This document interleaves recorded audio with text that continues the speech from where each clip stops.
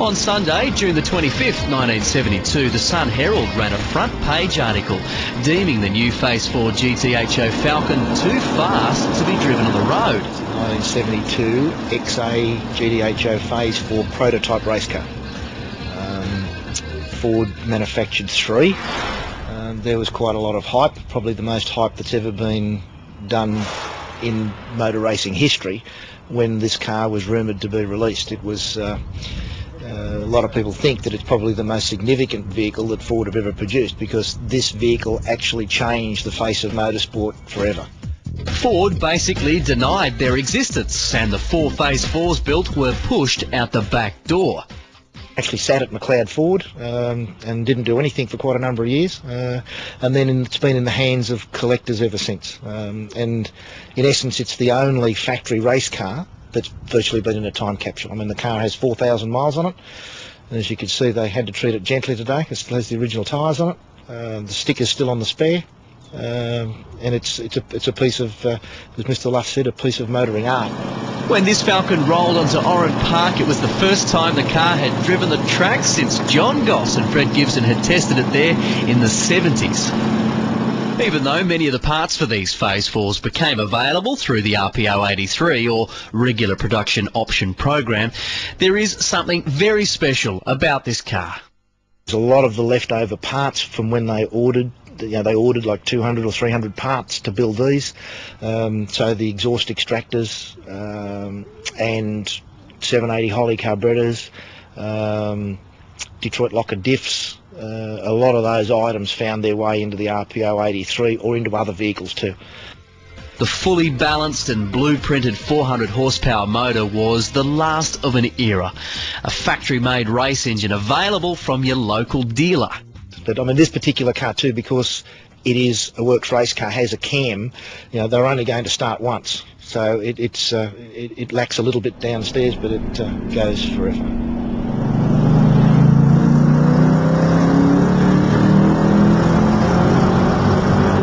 6,000 revs.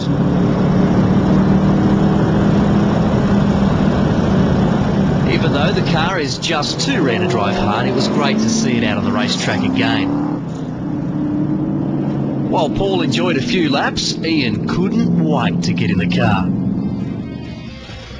Well, Paul, what can I say? I am absolutely stoked, fairly emotional. What can I say? A genuine Phase 4 Falcon. One of 4. And you're entrusting me to drive this car, which I'm privileged, because I remember being at the mountain when watching Moffat race around that in Phase 3, and being a Phase 4, only 3 of them left. You got any instructions for me? Drive it like you love it, not like you style it. How many people have driven this car? Besides the owners, I mean, you're only the third person to drive it since I've owned it. So.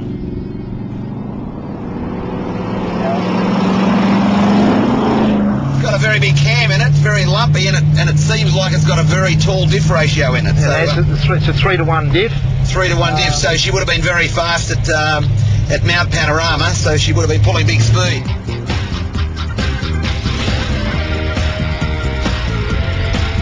What an amazing motor car. We can see how the technology has changed so much over the years to what we have as current V8 supercars. This in its era, had it made the tracks, still incredibly fast, a reputed 160 mile an hour, so hanging on to this skinny wheel going down Conrod Straight, I tell you what, you wouldn't be falling asleep with driver fatigue, let me tell you. But an amazing car, Paul.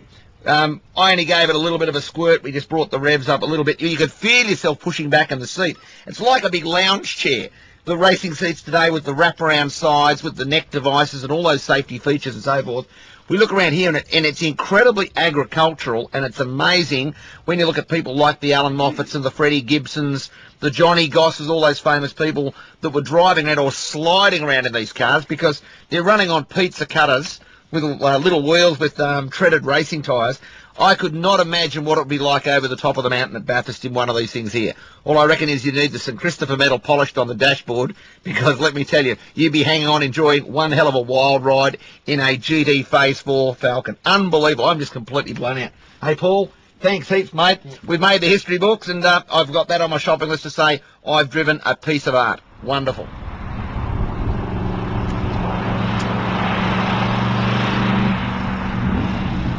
Warren was the next to drive, interestingly just after Bathurst. It's amazing to sort of, after being in a modern V8 supercar only a few days ago, to sort of hop in this, I suppose, which is really sort of the 70s version to what is a V8 supercar.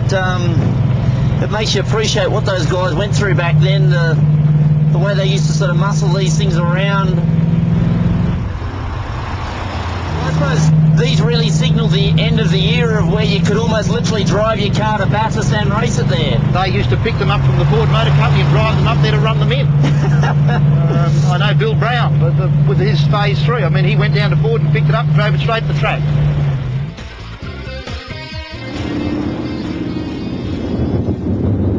It's a really different experience. It's so unbelievable to be given the opportunity to drive something that really is a piece of Australian motoring history, and really I suppose it's what reset the record books and changed things for what is our modern V8 supercar.